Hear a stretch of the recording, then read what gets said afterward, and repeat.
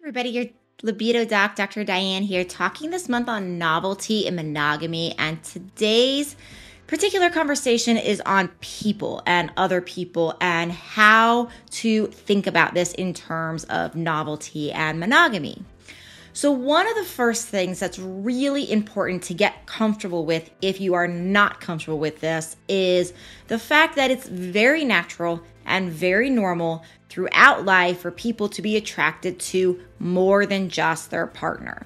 And I say that, and a lot of you might be listening and be thinking like, duh, Dr. Diane, like obviously this is true.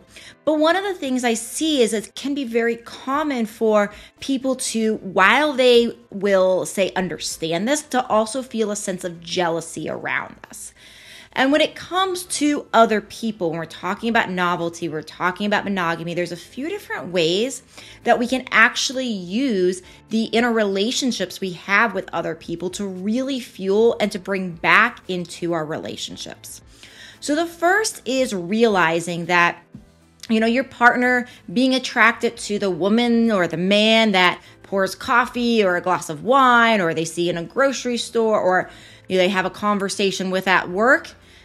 The attraction to that other human being is perfectly natural and normal, right? And what we want to do in monogamous relationships is we want to use that juiciness, right? Because remember from other things that I've talked about this month, and if you haven't been listening to this month's conversations, go back and listen to the past couple videos that I have put out on the conversation of novelty and monogamy, because it really are talking about how this space, this distance, there's this desire, right, in the newness that we are trying to bring back into our monogamous relationships to have passion.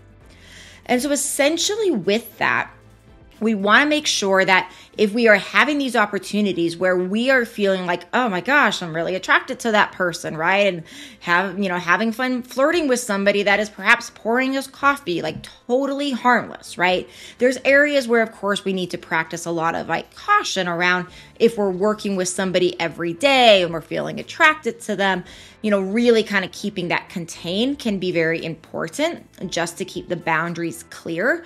But other places in life of we're flirting with the person that pours us coffee in a random place, right?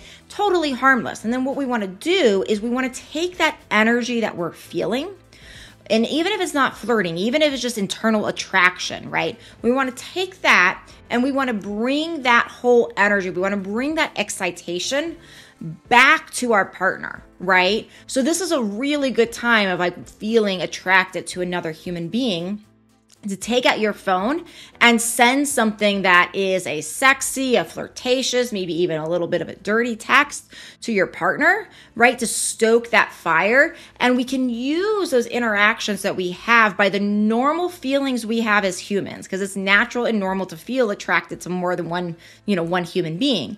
And so when that happens, we can take that passion and that desire, that dopamine, and we can actually turn it back and outwardly project it, not to that person, but to our lover, right? And that's one way we can use our interactions with people to actually create a little more of this novelty and passion.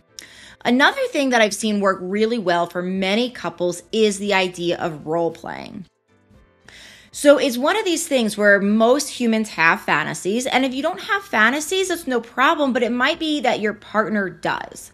And so with role playing, whether or not you have fantasies, it's an ability to step into another scenario, right?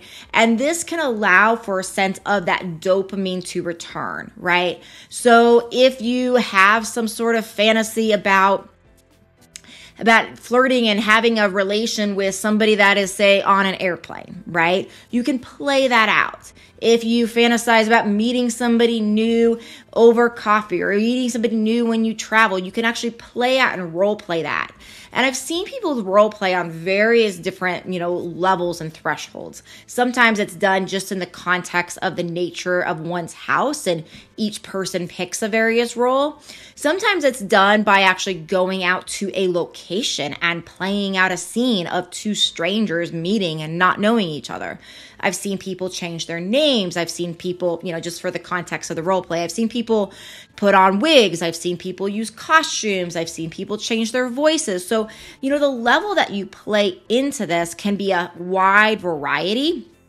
And if you're new to any of this, it might feel awkward the first time you do it, right? It might feel very awkward, but the idea is, how do we continue to find ways to create this level of like newness and hotness within the context of our long-term partner? And that role playing allows for this playing into the fantasy and pretending like, okay, what would this be like to experience this another situation? Well, we can actually create this. Children are so good at playing and fantasizing with their make-believe and their imagination about fairies and princesses and all these different things, right?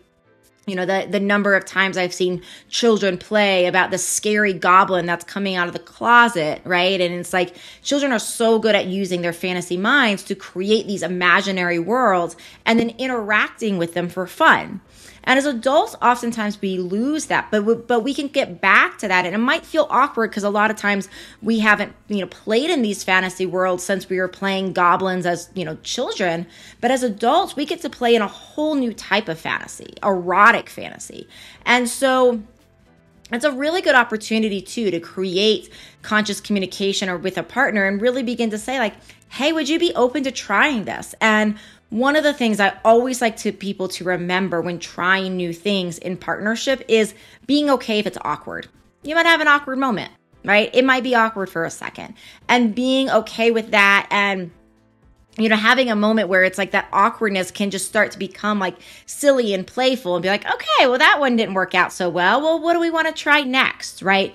So it really creates like a safe space where it doesn't have to go perfect every time. And sometimes it might be incredibly sexy and sometimes it might be so ridiculous, but part of that novelty is being okay with that journey and taking that journey together to bring newness back in. So those are a couple ways that you can begin to play with the concept of, using people as a way of creating more novelty in a long-term monogamous relationship. So hopefully that's helpful. Please do put your comments about any other ideas below. Love hearing your comments. Please do subscribe to the channel if it's been helpful. Again, we're going to be covering more topics like this all month long. I'm your Libido Doc. I'll see you in another video.